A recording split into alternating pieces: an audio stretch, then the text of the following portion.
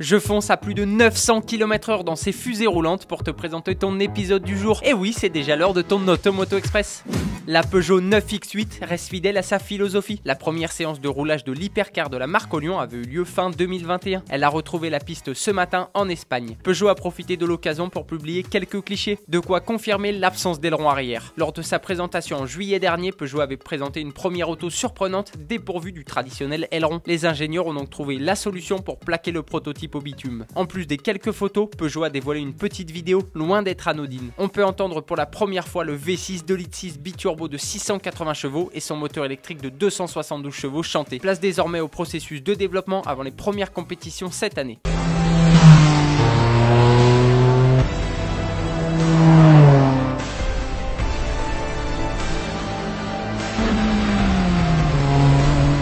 C'est le sujet de la question du jour. Penses-tu que Peugeot pourra remporter les 24 heures du Mans 2023 face à Ferrari, Porsche, BMW et Toyota? J'attends ta réponse dans les commentaires. Alain Prost et Alpine, c'est terminé. L'écurie française a annoncé hier le départ de son directeur non exécutif, un poste qu'Alain Prost occupait depuis 2019. Le quadruple champion du monde n'a pas apprécié la forme. Il s'est expliqué sur les raisons de cette séparation au micro de l'équipe. Je n'étais plus impliqué dans les décisions, parfois je ne les partageais pas, même pas du tout, mais je devais continuer de véhiculer la parole officielle. Il indique qu'il découvrait certaines décisions à la dernière minute. Alain Prost estime que la volonté du PDG d'Alpine, Laurent Rossi, c'est d'être seul, de ne pas être pollué par qui que ce soit. C'est dit.